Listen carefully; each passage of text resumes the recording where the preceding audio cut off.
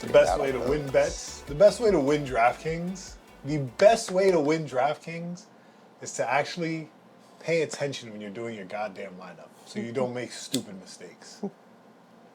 Welcome to the main event Fightcast. I'm your host, Vega. I'm kicking it with the one and only Coach Mike, doing the goddamn thing on this lovely Monday. And I just wanted to pick it up right there, you know what I'm saying, jump right into it, because I made a tragic mistake this past weekend when I set my DraftKings lineup. And I encourage others to not do the same because it cost me so much money. And it's so disappointing.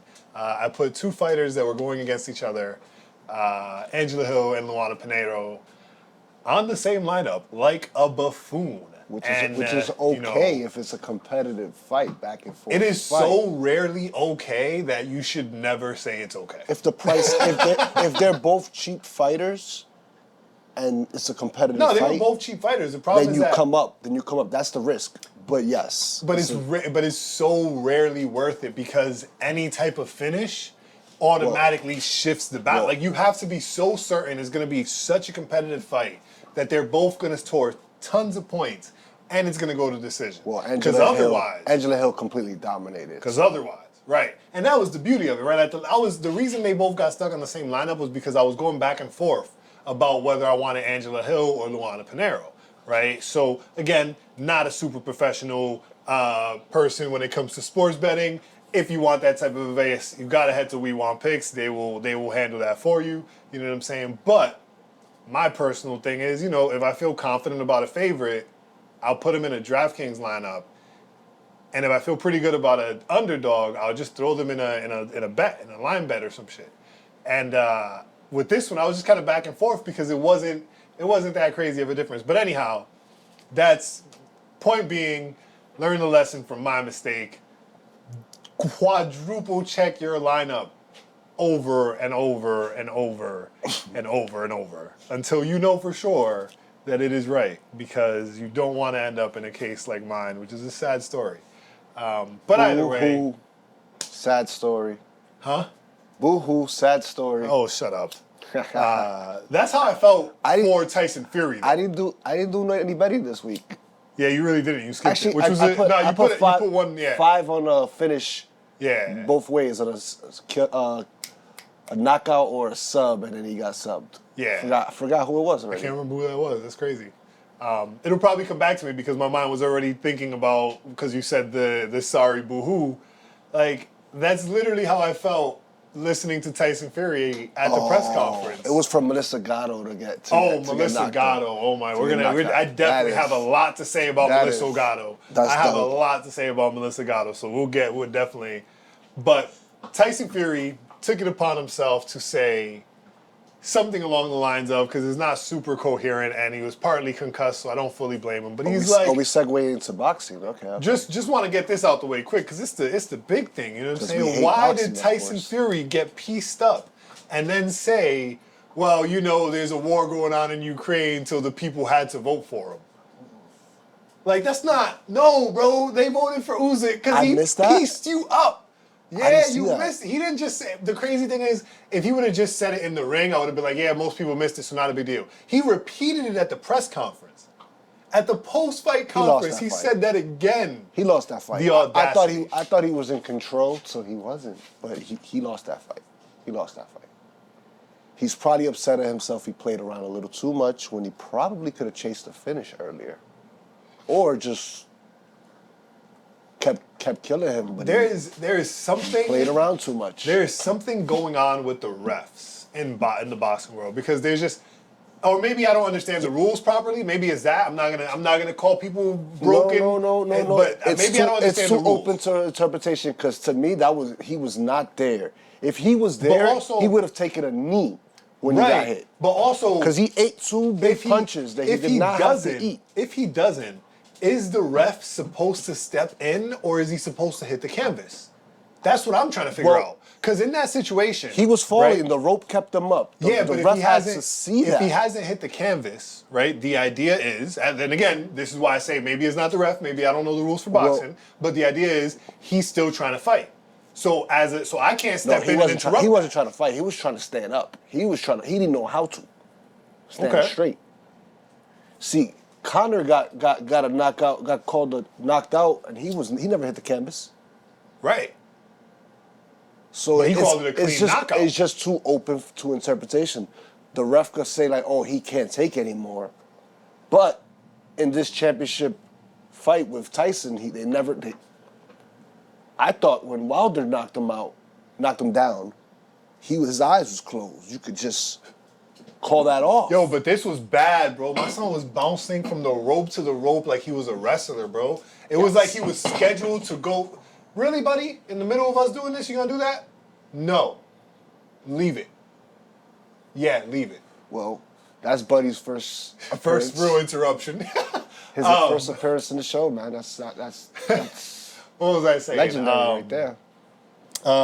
He was bouncing around like a goddamn wrestler, bro. Like literally looked like he was preparing to drop the people's elbow, bro. Someone was like, 100%. rope. It was craziness, right? So for me, I'm like, yo, at what point is it fair to stop it, right? Because again, if you jump in while Usyk is hunting him down still, it's not like this is happening and Usyk's swinging and missing. Like Usyk's landing the shots that are sending him to the next rope. I think that's purely Tyson's reputation that they I did hear one argument that I was like, that's justified, that's fair. Let me hear it. And it was that with 15 seconds left on the clock in a championship fight of that capacity, but then for me, like I said, valid, but you're still not being clear on what the rules are. I thought the ref's job was to save his life.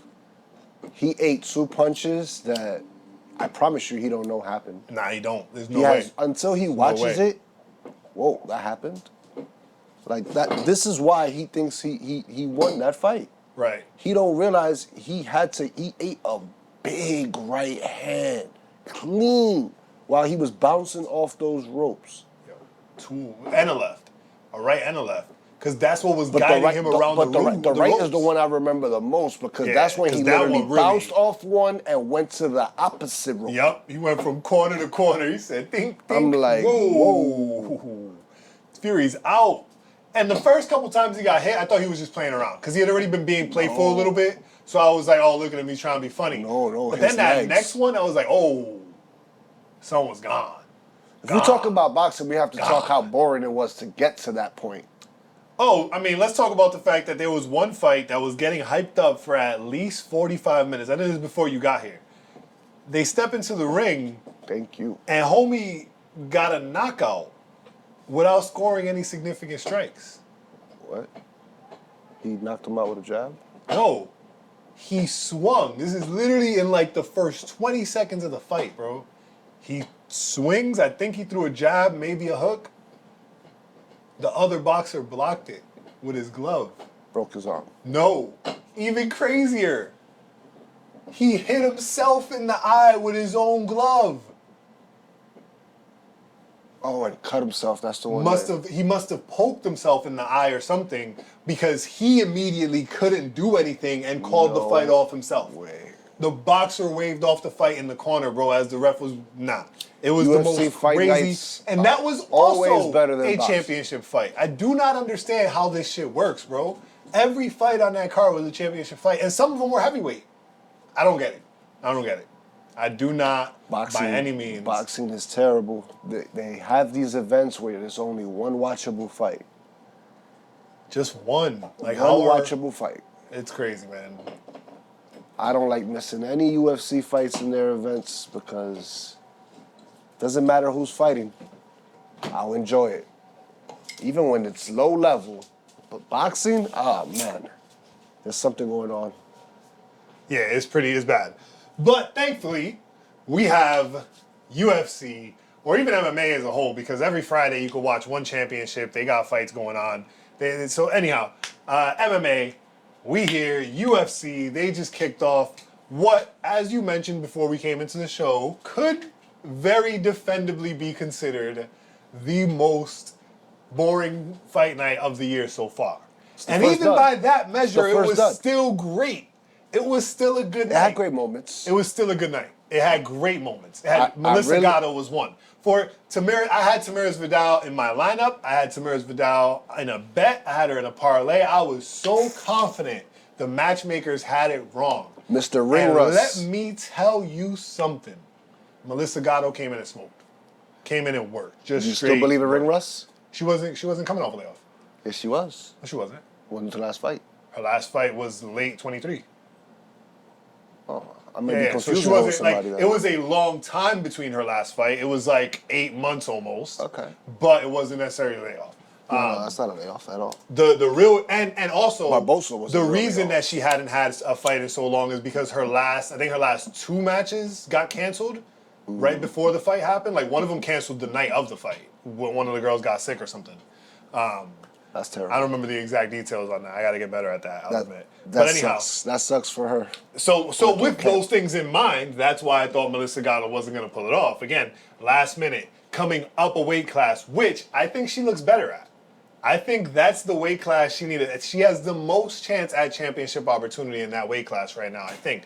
With, of course, the obvious exception being the behemoth Kayla Harrison, right? Because that's just a large, massive human for anyone to deal with. You know what I'm It's saying? gonna be interesting. That's gonna But be outside of that, there's a lot of. I think that might be her new space. She should consider it. Who do you see Kayla fighting next? If Kayla's not fighting for the belt in her next fight, I can't really imagine who she fights. Because the only people you really, like, think about it. Her debut fight, she finished Holly Holm.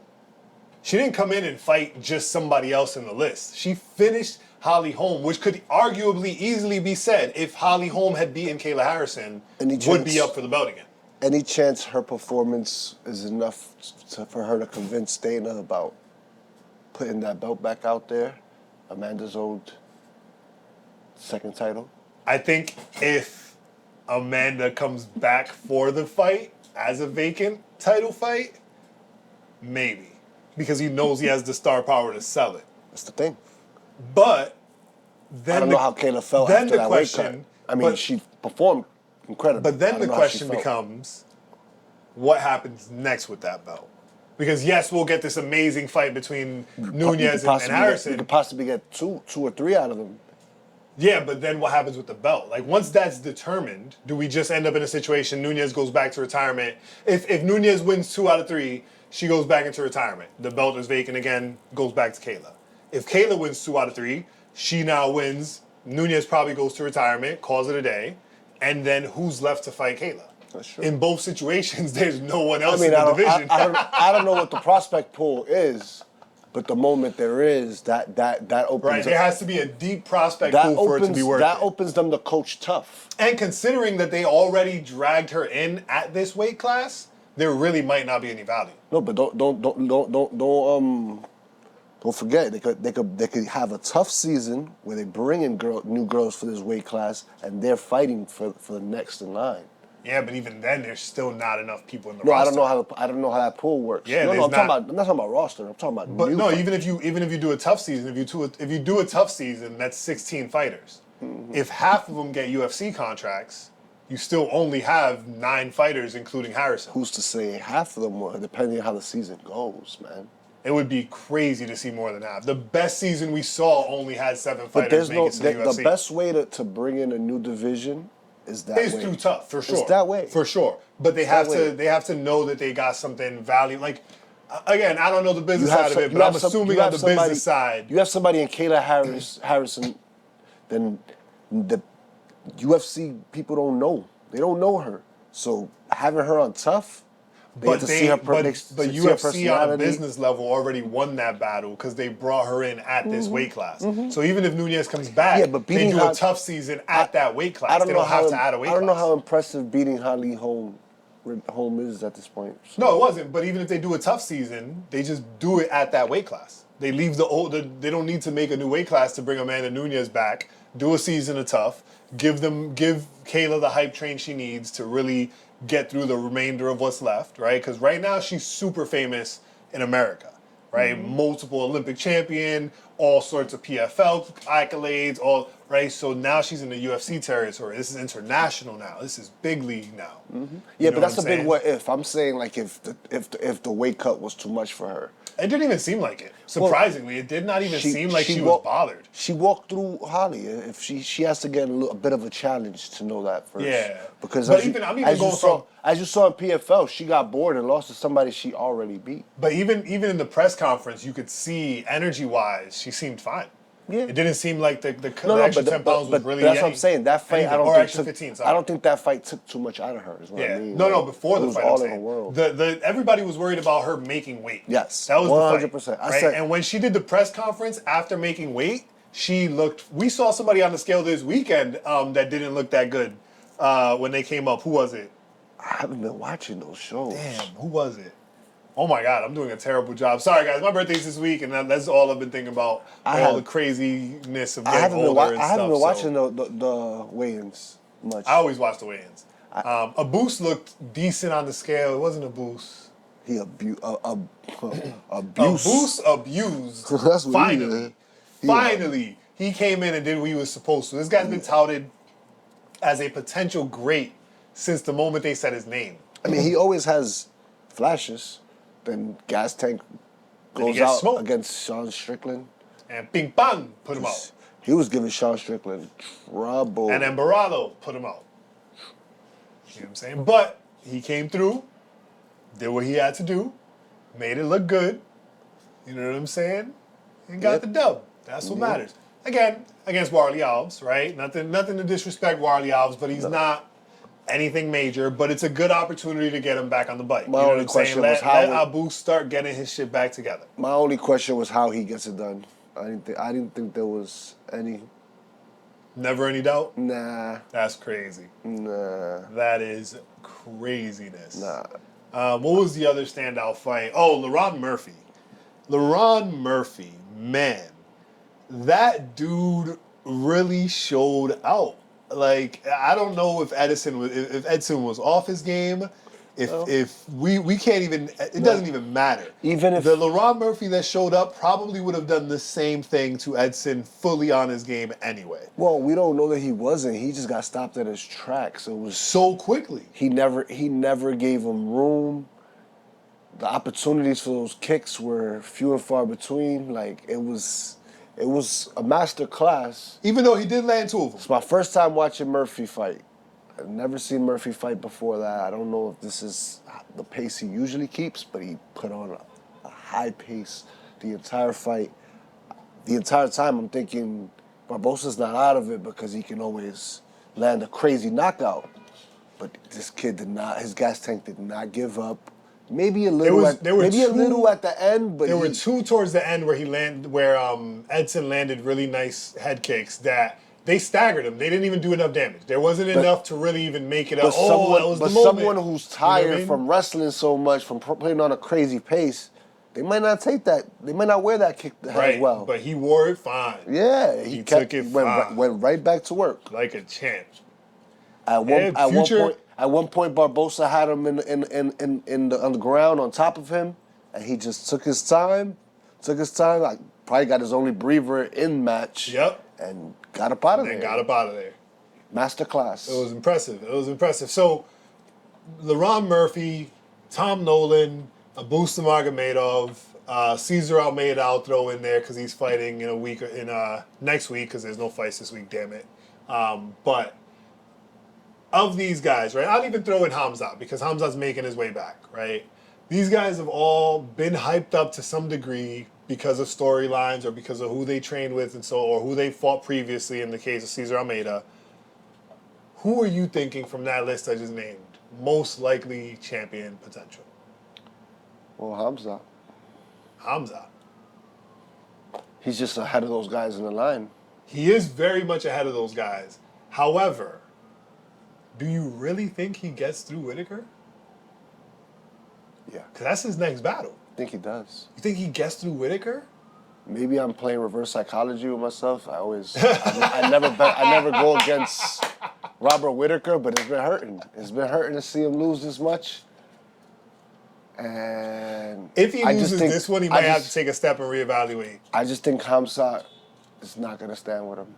I think Hamza understands the danger that standing with him will be. But isn't Whitaker a good wrestler too? Yes. I mean, we haven't seen him wrestle in a while. He's a good wrestler. He's a good wrestler, but there's levels to that, and I just think Hamza, when he puts his head down and he tries to get it, he gets it. Unless Whitaker can land something on the entry to discourage him.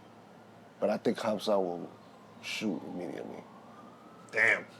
So that means you thinking the line is going to be Hamza takes out Whitaker. How did the fight with Holland go? With who? How did Hamza fight Holland? He shot immediately, didn't he? Holland? Yes, Kevin Holland. Oh, yeah. Yeah, he shot immediately. Immediately. Immediately. I feel like anybody that shit was hilarious. Anybody who stands a threat standing up, he has shot immediately. I completely forgot about that. Yep. RDA, he didn't. I rubbed that stain out of my mind. That was a smaller guy who he didn't believe could knock him out. And he didn't shoot immediately with Kumar. With Usman. With Usman. Right? Because he's a wrestler. Yeah. He did not shoot immediately with Usman. Outside of the Jorge Masvidal punch, he's not known for his power. Right. Like, nobody's walking around saying Usman hits really hard. Nobody. Yeah. But Whitaker, on the other hand. Whitaker is known for power. He's known for something. But it's weird because he's known for power but wasn't able to put it on Izzy. That shit is so wild. What do you mean? Like Izzy's what do really, you mean? You're talking about Izzy is really his kryptonite, bro. Well, in the Izzy, same way that Volk think, is Max's kryptonite. I think Izzy's everybody's kryptonite. Izzy is so Bruce, you think Izzy? That's what I was gonna get to next. You think Izzy beats Hamza? He's Bruce Wayne of the UFC right now. You think he's Izzy the beats guy Hamza? that if you beat him once, he can find a way to beat you the next time. He's Bruce Wayne. He's the tactician. Unless your name is Pereira, because he's the tactician. He had to lose four times. He got the win. He had to lose 4 times. Listen, you got to only talk about MMA. And if we talking about your eyes, if they would have grappled, yes. If you're talking about no. If you're talking about your eyes, did you watch the first time they fought in kickboxing? Yeah. And do you believe Pereira won? Yeah. Really? Yeah. I didn't. I think, and this is where I would agree with you that we have to look at kickboxing and MMA different. I don't think so. Because kickboxing is still point based versus damage based. Yes. When you watch that fight, it looks like Izzy did more damage. If we're watching an MMA fight, it looks like he did more damage. It looked like Izzy got more points. I feel like Pereira landed the more consequential shots, but it didn't put him out, nowhere near. You understand what I'm saying? I don't know. I feel like Pereira landed more shots. I watched that fight, and we're getting bigger. If you see the punches, you got a bigger reaction out of Pereira's fight punches. His punches got more of a kick on them.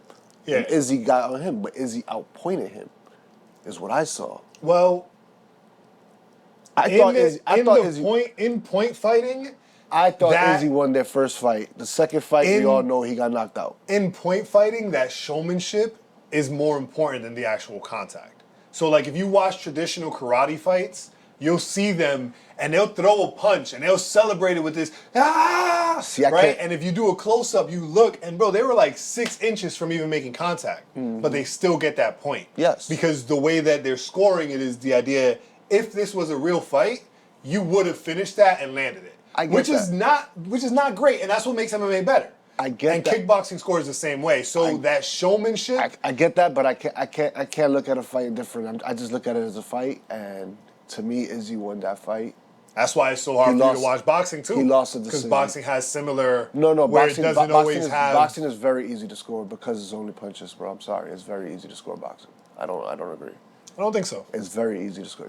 It's very easy to score. When you're not worried about him doing anything but landing a punch, it's very easy to score.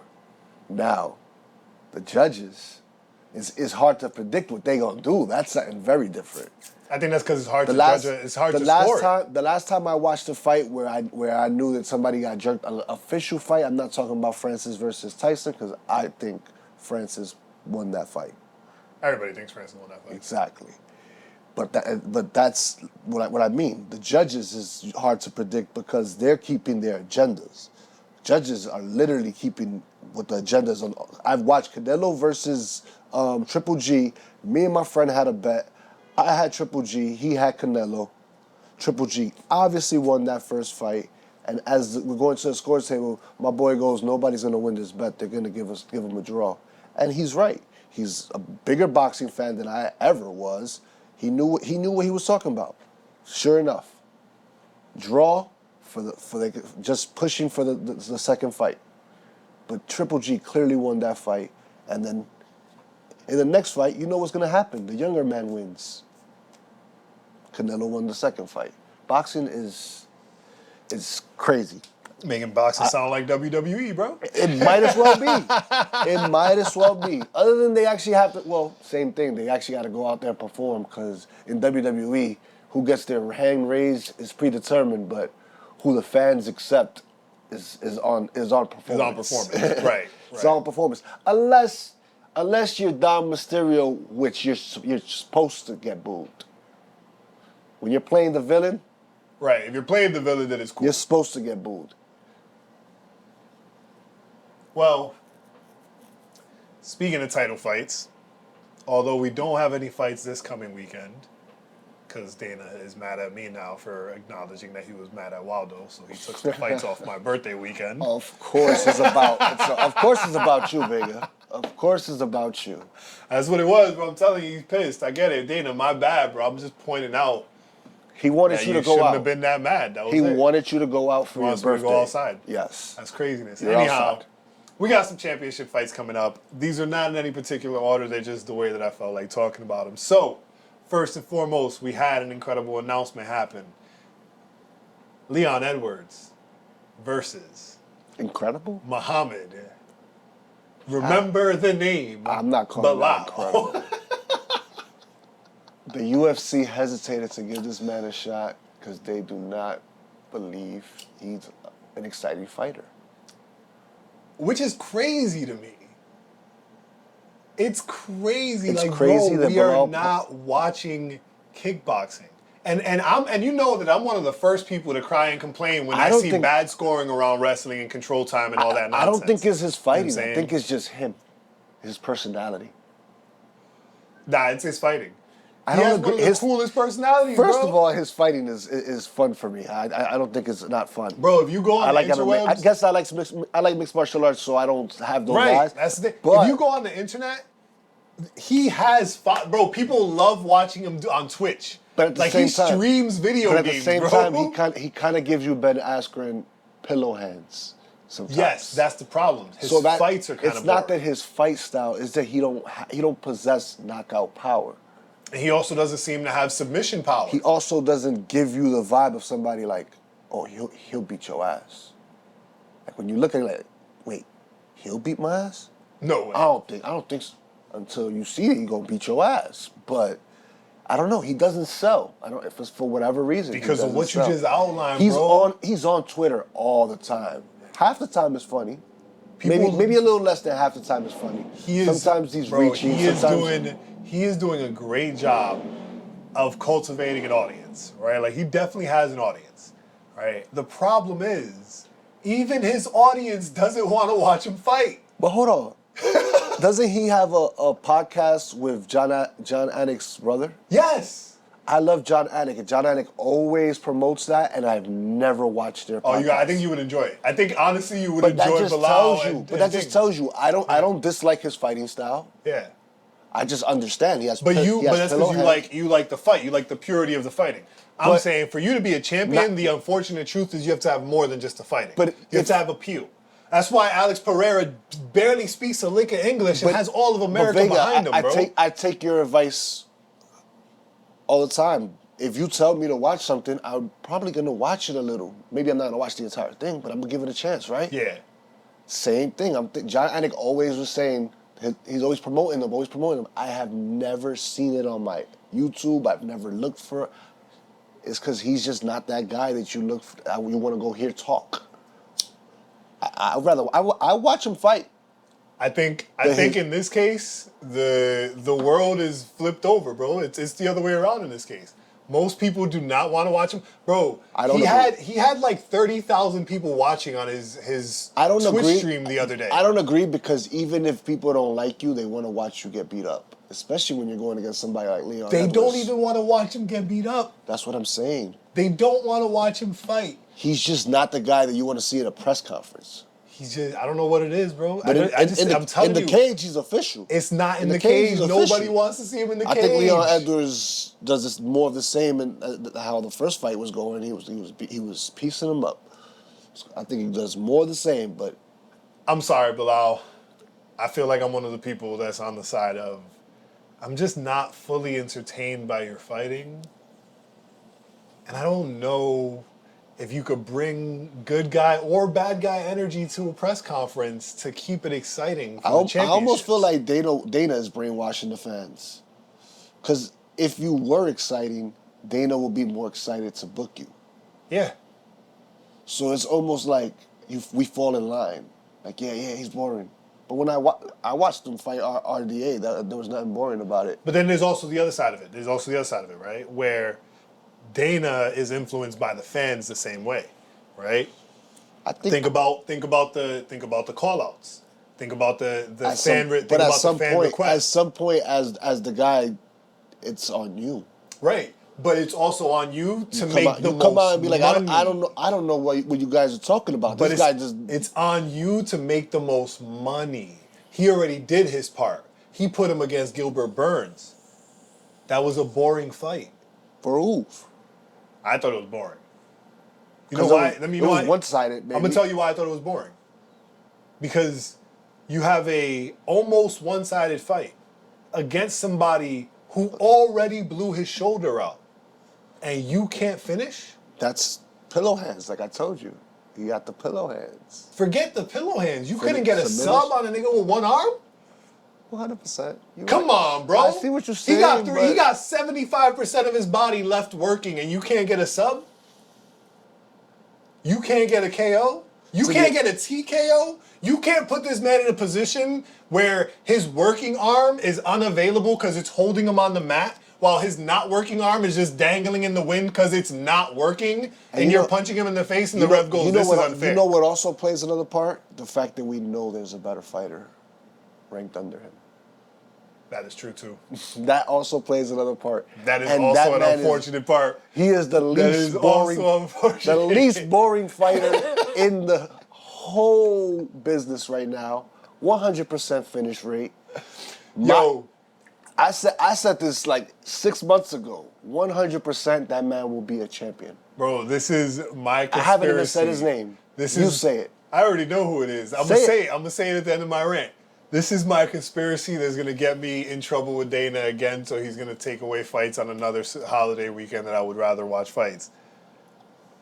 I think Dana is holding Shakvat based on the results of this fight. I mean, as he should. There's nobody he could put in front of him that we believe has a chance. But if he gave Bilal the shot against Shakvat, if he skipped Bilal and went straight to Leon, that would look crazy. No, it's understood. To me, that would look crazy on a PR level. You skip Bilal, really don't like this man. No, bro. to me, it's like this. You believe Bilal kind of earned himself a shot because he's been active, so you give it to him, as opposed to the real contender that might lead to a trilogy, or at least two. Because Leon has already done enough to get an immediate rematch once he loses. Yeah, but I don't even know if that's true anymore, because apparently immediate rematches are really just up for discretion at this point. Not true. Why would you say that? Izzy didn't ask for an immediate rematch. He wanted time off because he was hurt. And he knows himself. Sean didn't get an immediate rematch. He didn't defend. He never defended the title. Aljo didn't want an immediate rematch because Merab was next. He wanted it when they said they weren't giving it to Merab. He was like, yo, the only reason I don't want the next rematch is if you're giving it to Merab. So if you're not giving it to Merab, that makes it very clear I still want my rematch. But he put that question mark. You know how Dana loves somebody assertive saying, I'm the guy. So he left it up to Sean Strickland. The moment he said, The moment he said, if it's not me, it's Merab, he questioned Merab's. He should have probably just been like, it's Merab's turn. How does that make sense? I'm the former champion. You just beat me. It's up to me who gets a rematch. Do I want a rematch? If he wanted the rematch, he could have done that. But he had his eyes on another. I'm coming to you and saying, yo, I want a rematch only if you're scared to fight my boy. If you don't want to fight my boy, then I want a rematch. If he's next, then I don't need a rematch. That's what he said. That's exactly what he said. But putting that question mark. There's no question mark. He did. There's no question mark. He gave him options. And once he gave him options, he was like, well, I'm rematching Cheeto. Is me or me 2.0? Rematching Cheeto was not an option. How did we get there? See, I don't live with that theory. I don't think Merab is beating Sterling in the gym. I think Sterling is beating Merab in the gym, and they know this already. So I think, but it could be the other way around. But it's all up to interpretation. But from what I've seen, I think what's happening in the gym is what we're seeing in real life play out. Aljo's beating Merab when he's heavier, but when they're the same weight class, Merab is beating him, or they're coming 50-50. Like every other is always a toss up who's gonna win. I don't agree. Right? That's what I think is happening. I think if it wasn't one sided, they'd say, "We're brothers. Let's fight and find out who's better for real." But I think it's one sided, and that's why they don't want to fight. If it's one-sided, it got to be one-sided Merab's side. Listen. Every time I've heard the coaches or them talk about it, it's always been, we know what happens in the gym. We know what, we know. It's always a we know. Right. And So I think that it's means Merab. Whatever it is, it's decisive enough that they know. They believe they know. The reason if you and me are training partners, you're more into it. You've had this career. I have not. But in sports, I already know competition. If we're going at it, and it's even killed to a practice level where we're just going 50, and then sometimes I might hit you a little bit more because that 50 hurt, and we're like, whoa. We see that it's even all the time, no matter what. Like, we kept it cool, no matter what. Through everything, we more likely would have doubts and want to know, like, yo. And that's why I think Merab. Let's just compete. That's why I think Merab is the one who's winning it, because either way, somebody is decisively winning. I do not believe it's 50-50 because they always lead with we know. Then I think it's Merab decisively winning it. And my theory behind it is simply this: if you're the champion, right? It looks better as a friend if I'm the one who's coming next and I say, nah, our friendship's more important than me embarrassing you. Because you have more to lose than me. I'm just a contender. It doesn't matter if you beat me. You're not doing anything that isn't expected. Everybody expects the champion to win. You understand? But if everybody knows what's happening in the gym, and me and you are friends, and we don't expose gym tales to nobody, that means I'm whooping your ass in the gym every time. And we don't need the world to see this. I see it the other way around, but it's possible. It's 100% possible. I think Aljo. But let's move on to another amazing championship fight we got going on. And this one is actually really interesting because it's another rematch. Two of these championship fights are rematches. Tom Aspinall and Curtis Blades. We're watching them fight again. And we're watching them fight again under a really outrageously strange circumstance. Which is the other rematch? I know that's a rematch. Edward and Bilal. Yeah. 2 out of 3 is rematches. Two fights that ended abruptly. And if you want to be of the super strange spiritual variety, we have 3 rematches.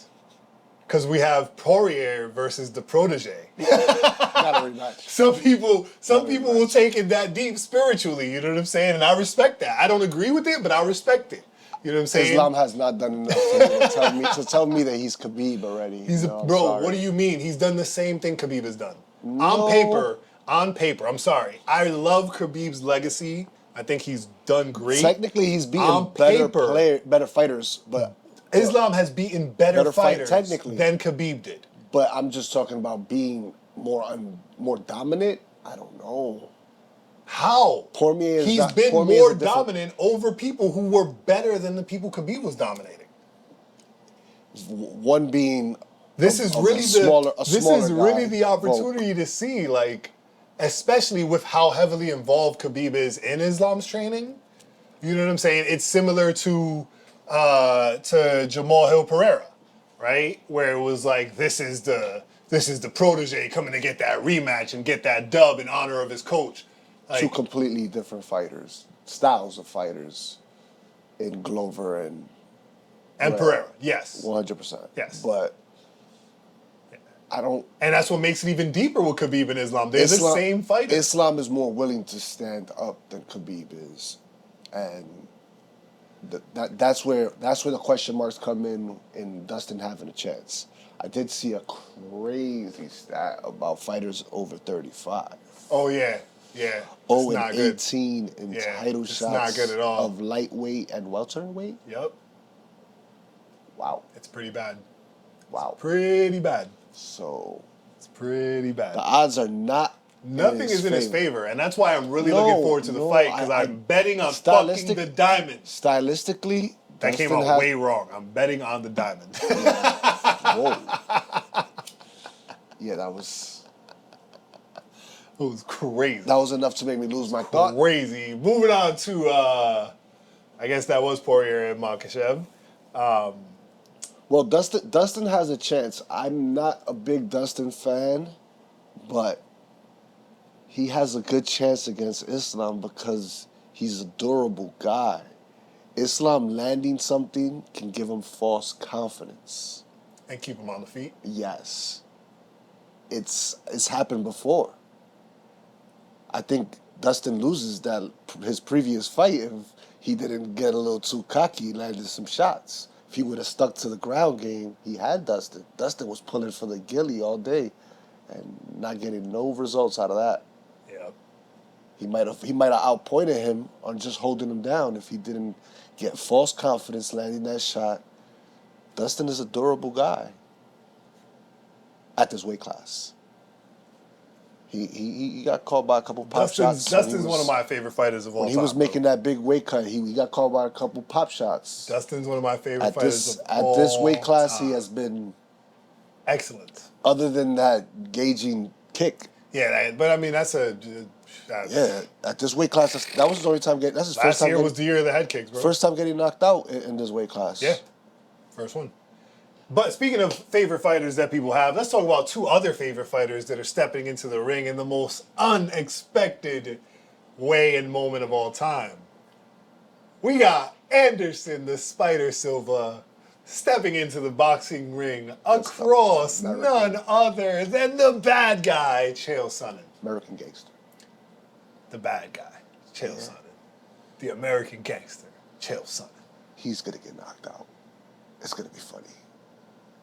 This is going to be a highlight reel. It is. I'm thinking about this fight the same way I'm thinking about Nate Diaz versus Jorge Masvidal. I'm really excited to watch the fight, but I know exactly how it's going to go because the tool that the previous winner had that he needed to make it happen, like not the previous winner, the tool that saved Chael and the tool that saved Nate isn't available at all. Grappling is not an option in boxing, so how is Chael going to get it done when that's the thing that helped him against Silva? I wish you could see what just played in my head. I see Anderson playing around a lot, and that's what's going to give Chael a chance. Because Anderson's going to go in there goofy? It is Anderson's very last fight. It might be an immediate goofy Anderson. I'm talking about as soon as the fight bell goes, let's come here to this corner. Come here to this corner. I'm serious. It might lead to a quick flash knockout, him knocking him out quick, but that's the only chance Chael got is Anderson's antics. This is going to be interesting. This is going to be really interesting to watch, man. I don't know. I'm excited for it personally. I think it's going to be a really fun fight. Why are the best boxing matches a bunch of MMA guys doing it? Because MMA fighters are way more entertaining and exciting than boxers. That is a crazy good thing, really interesting to point out, right? Like, as far as the crossovers between boxing and I want to point this out real quick, just for the haters that always try to compare boxing and MMA, right? Like, when people talk about boxers making more money than MMA fighters, they're not talking about all boxers. This is similar to like the actor conversation. the top 10% of boxers make more money than MMA fighters. But on average, MMA fighters make more money because they get the opportunity to fight more often. Like it's just simple, right? But anyhow,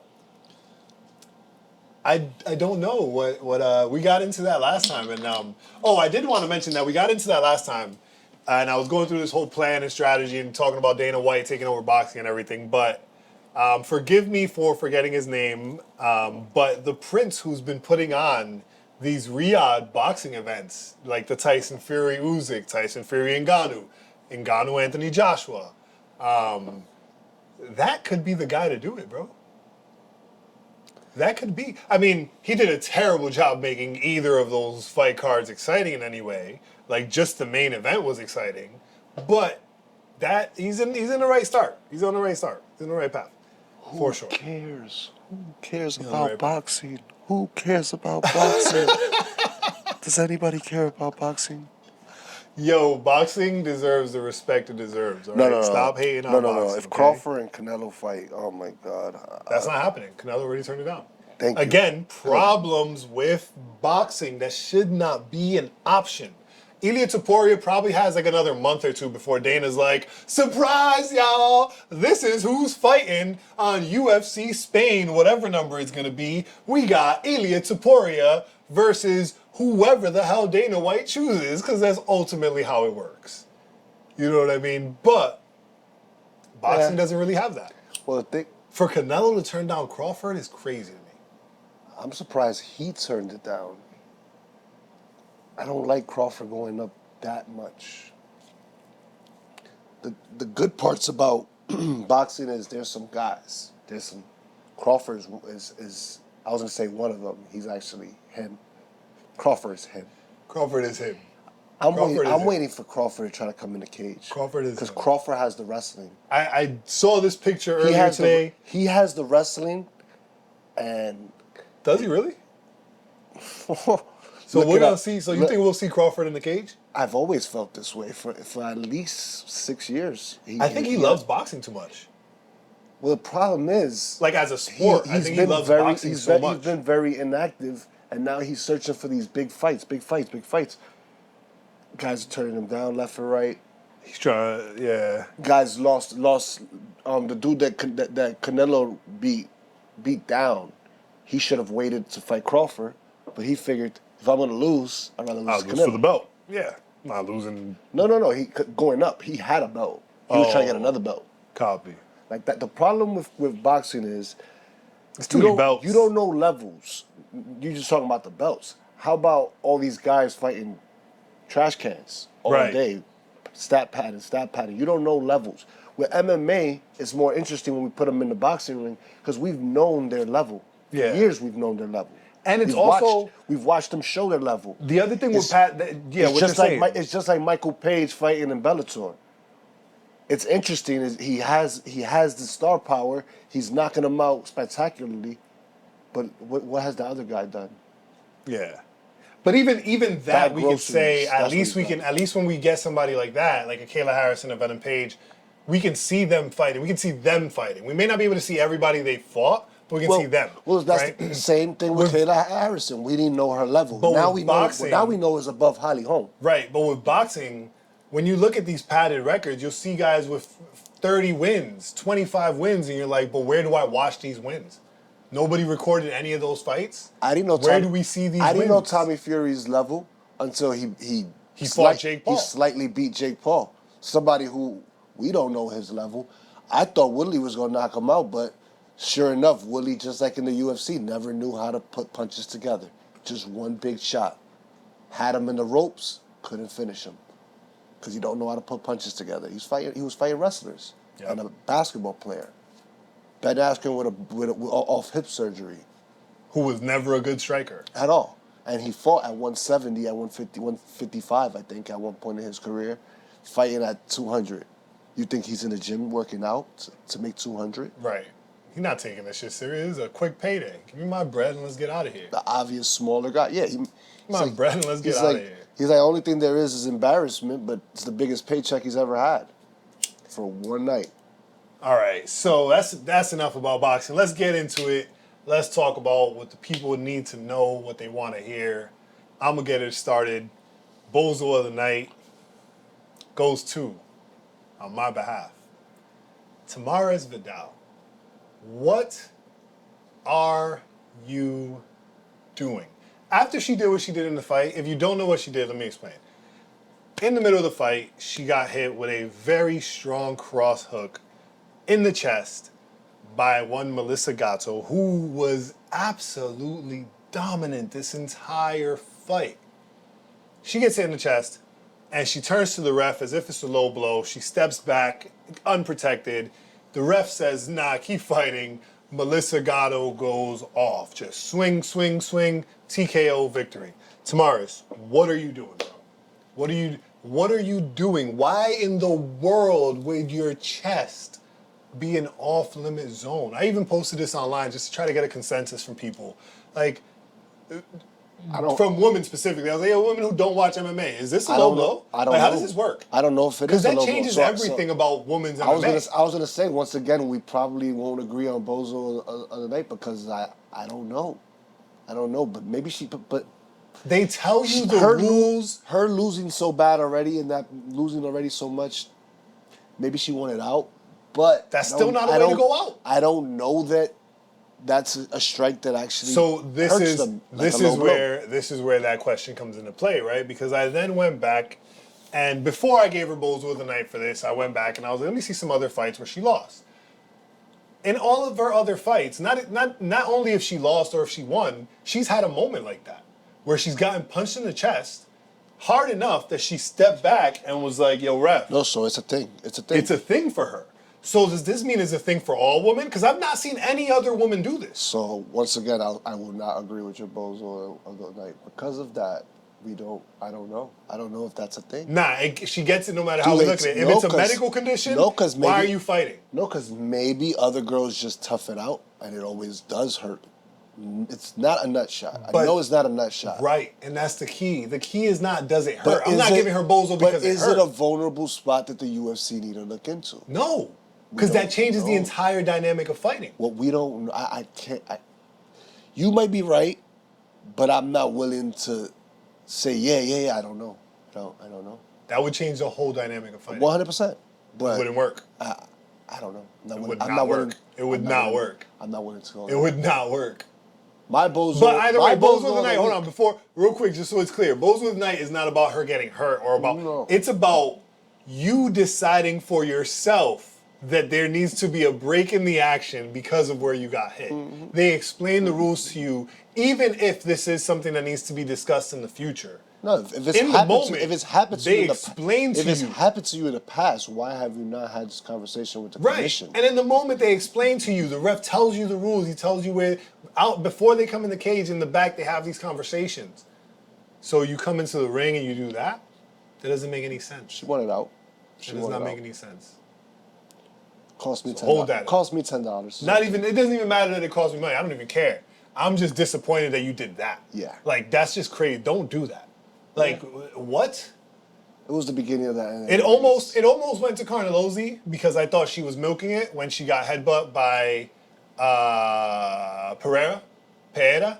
I thought she was milking it, but no, Rodriguez. Sorry, it's Pereira Rodriguez. Pereira Rodriguez. There you go. When that was a good fight too. That was good. That was a great fight. But then she headbutt her twice. Fight of the night was definitely Vanessa versus Emily. Oh my God, yeah. That was my girl Vanessa got it done. Got it done. I mean, the win was taken out of me with the judges, not because of any betting or anything. I know you had Vanessa. Damn right I did. And that worked out. Damn right it did. But I thought Emily did enough. Nah, I thought it was a fair decision. Again, even without the betting, I thought it was a fair decision. I won't go robbery. Right. If it would have went to Emily, that's why it's fight of the night, because if it went to Emily, I would not have been upset either. They put on a show. I would have been cool with that too. I would have taken my. But Emily was countering so well. Who's your Bozo? Since you so heavily disagree with Tamires Vidal deciding she been hitting the nuts. Well, or below the belt is a better phrase. I didn't see any Bozo moves in the cage. The Bozo of the week has been Buckley on Twitter, man. Damn, you still coming for Buckley? What he do now? I'm not coming for Buckley. It's just What he do now? It's just I'm almost thinking that he's taking a Kobe Covington approach. He said he literally tweeted, all these lightweights coming up to welterweight, I want an easy fight. RDA. He mentioned two others. I can't remember, but they were lightweights that I'm not sure that I've seen them flirting with the division, and he's calling those guys out. But I think he's embracing the bad guy, maybe. I hope not, because he's not done enough to look like a bad Exactly, guy. In exactly. my opinion. You know, like Exactly. Especially after the whole fake knockout video I sent you. There's a video going around of a guy saying I eat MMA fighters for breakfast. Pause. And he's basically beating them in a spar match, and you see him down, but it's clearly some acting, a skit, a movie, whatever. He could have played that up, but instead he's like embracing a bad guy or something. Whatever to sell, and he's definitely. Find who he called out. That's gonna help me determine what I feel about this. Cause like if he called out RDA, I don't think I've seen RDA flirting with going up in the division, but it's also not a terrible call out. RDA has here we go. RDA, Oliveira, Chandler, and McGregor. He's still on the McGregor, but I don't know anything about Oliveira. Why is he making a fool of himself right now? That's what I mean. He's either trying to embrace a bad guy like a Kobe Covington or something, because he's already beefing with who's DC, who's somehow become beloved. Remember, they used to boo him when John Jones was fighting him. Well, you gotta love DC, because ever since he stopped fighting, he's become the voice of the people. No, I've learned to like DC, but he could lay off Buckley a little, and Buckley probably was barking up the wrong tree, and he I don't think DC needs to lay off at all. Buckley barked up the wrong tree with that. He did not need to come out his mouth saying what he said. That was crazy. He did, but that was crazy. He could have cut him a little slack. The guy did. Even us calling him Bozo of the Week for the call out. We can do that, but DC doing it is like, damn, why DC? You supposed to be Unk. Yeah, and that's what he was being. He's saying it was a bad call out. He could have done it behind the scenes, but I don't know the relationship. That's true. Yeah, I don't know the relationship. I don't know the relationship at all. But even still, it got too spicy too quick. Doing it publicly, DC didn't say anything wrong if you listen to him actually talking. He actually started it off with a four-letter word. He definitely started it off with a four-letter word. DC came at him hot. That's what I mean. When he was talking about the call out? No, he spoke about it on air. Okay. No, saying we're talking about where it started. Then Buckley reacted like, "Yo, what are you talking about?" Buckley reacted hot. No, but why he reacted hot? He called their daddies hoes. They reported that he called his mother a hoe. Who called their daddy a hoe? He said you come from a long line of hoes. Your daddy was a hoe. Your granddaddy was a hoe. That's what Buckley did. This is the big mess up, the big misinterpretation. Okay. People think that Buckley said his mother's a hoe. Why? Because DC said it. Because I'm not sure if John Anik and I saw the tweet. It's not what he said in the tweet. I'm talking about what he said on air. On air, they changed it to his mother's a hoe. And that's why Buckley is like, you know what you said. That's not what I said. That's why. And then DC starts it off with pussy, and then had a whole line. When I saw that beginning, you tripping, bro. Hold on. I'm not. That's what happened. Hold on. You're trying to tell me that you're defending the way Buckley reacted? No, I'm not defending either of them. Said, I'm saying DC started off hot. He didn't, because all he said, and if his information was wrong, then you just correct him. All he said on the interview was, True. He said some bad things about Conor McGregor's mom. He did not. And that's not what happened. He was saying you come from a line of hoes. right? He wasn't necessarily. It wasn't an insult When he said at you his come mom. on, it was Right. your daddy's a hoe, your granddad. It wasn't a shot at Connor's He mom. cleared it up in Right. the thing. That's why it wasn't the worst in promo. It was the worst in who he's shooting at. He did a lot wrong. You know but what I that's mean? What I'm Like, saying. So DC acknowledged that he did those so things that's why wrong. I want to make it clear. I'm not hating No, on Buckley. you're not making it clear. You making it like you taking Buckley's side with that. That's what I'm saying. The way he's taken this media has been bozo of the week. From the very first tweet he sent out. Like you said, he could have corrected them. Yeah. From the first tweet he sent out, all he had to do was be like, yo. Could have corrected them. He's like, yo, I just saw this episode, and I just want to say you guys messed up, bro. I didn't say Conor McGregor's mom anything. This is what I was saying in the cage in case it didn't come through properly. You know what I mean? But son came out, and he was like, your mama's raised a bunch of hoes. Like, yo, why would you, what?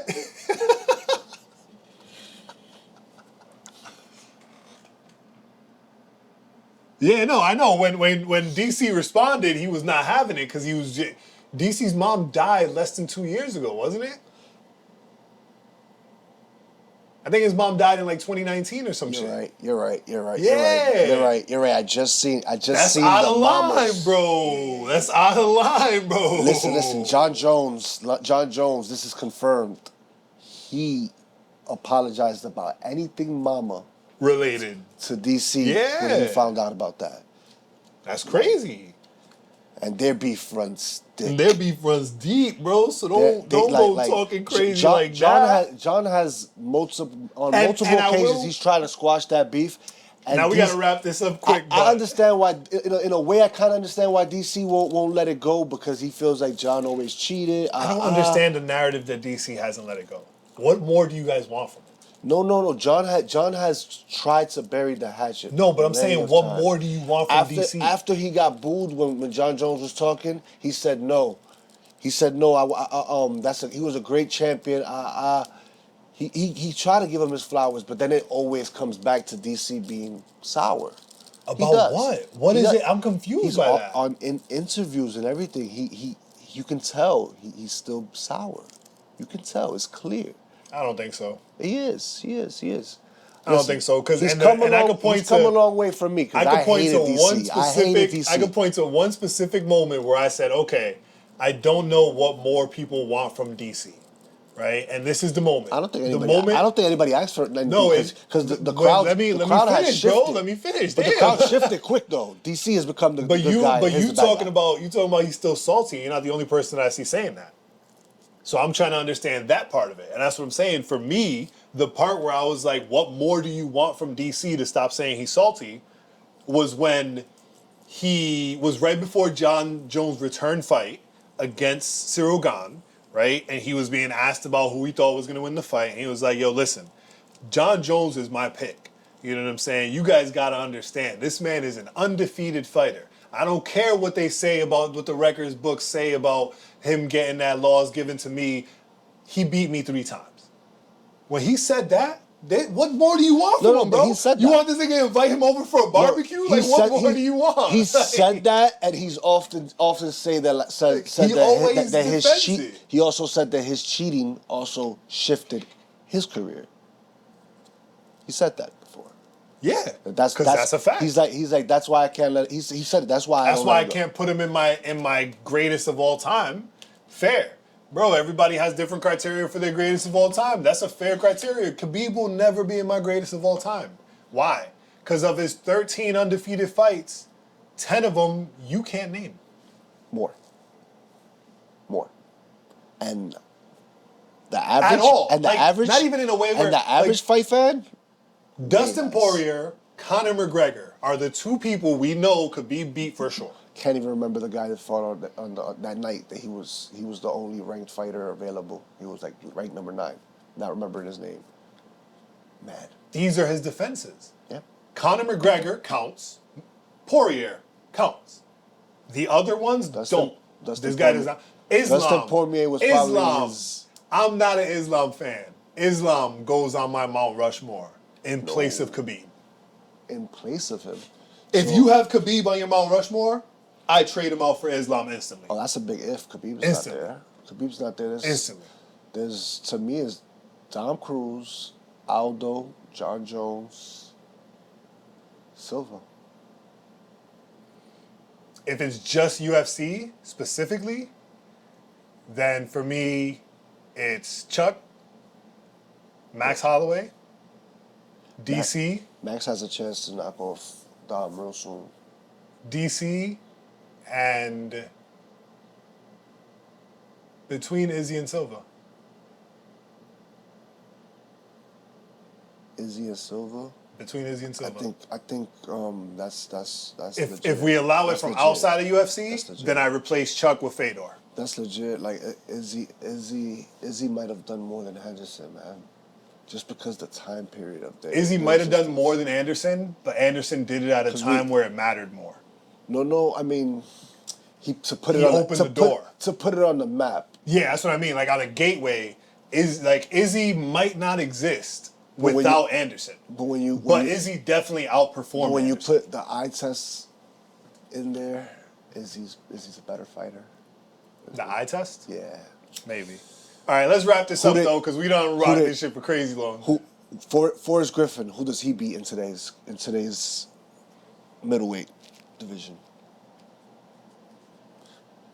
That's a big title defense for Anderson. Who can he beat? Rich Franklin, who does he beat in today's middleweight division? These are championship fighters. Well, I think Forrest Griffin. Sorry, Griffin. I said Forrest Whitaker. I'm tripping. Forrest Griffin does it to Whitaker. You think Forrest Griffin beats Whitaker. Rob Whitaker? You know why? My only defense on it, grind. Forrest Griffin just grind is So different, you think bro. Forrest Griffin beats Yoel Romero? If Yoel doesn't knock him out, yeah. And I think Forrest survives the knockout. Because we've seen what Forrest can survive, bro. I don't think so. What I believe is new generation UFC I think fighters. that was a huge stretch. I think new generation UFC maybe fighters. Maybe Rich Franklin. New generation fighters are more technical than old fighters. They're but better. the old fighters. But they're overall better. But the old fighters were more brawly. And brawl always stops tech. But what usually leads to the brawls? The guys that aren't very technical and they just go up there and wing it. That's literally what I just said. Kobe versus Usman was a great stand-up fight because they both didn't believe in each other's stand-up. Exactly. So they brawled. Yeah. Because they needed to stop the tech of the groundwork. They were wrestlers that didn't even think to wrestle. They needed to stop the tech that was the groundwork. His stand-up ain't real. No, they didn't think about it. It was, I don't know if I could beat his grappling, but I think I'm better than his stand-up. Exactly. That's technical thinking. Old 90s fighters weren't doing that, bro. They were going in the cage, I'm going to fuck him up by whatever means, and that's that. That's why their adjustments were so crazy back then. That's why you see more submissions back then, because they were getting caught in the middle of scrambles, because nobody was staying still on the mat. You wasn't having those just lay down and try to work it out. Nobody was thinking, bro. I don't agree, man. There was wrestlers that just wrestled. So there was always those guys. I don't agree with that. Like who? But to a certain extent, you're right. But I don't agree with that as a definitive. When you think about the standouts, the ones who continued and who made it, right? You don't really think of wrestlers. They had wrestling backgrounds. They didn't all just wrestle. But that's exactly my point. They didn't really get the technical aspect of it went out the window. That's why DC gets so much credit. Randy Couture? Randy Couture came in as a wrestler. Exactly. And what did he do? For the most part, mostly knock people out. Exactly. Because he realized, then he got in there with fuck being technical, bro. Then he got in there with James Toney, and he showed he had a brain. Yeah, because he had to. Because that dude was like, let's play technical. He played along. No. And that's what I think would happen. Because if you put a boxer in there, that's what he's gonna do. I think that's what would happen with a lot of the premier fighters from the legacy versus premier fighters from new generation. Not all of them. I think there's a lot of them that watched the old generation for sure, right? Like I think most of the heavyweights from now smoke the old heavyweights. I think Terrence Crawford knocks out Islam. Yeah, duh. In an MMA fight. Duh. Like. If Islam doesn't tackle him immediately, for sure. When he stuffs the first takedown, it's just done. And that's if he gets there because of footwork, bro. Well, anyway, let's wrap this up real quick. This has been another long-ass episode of the Main Event Fightcast. Make sure you guys tune in every week. We appreciate it. Peace.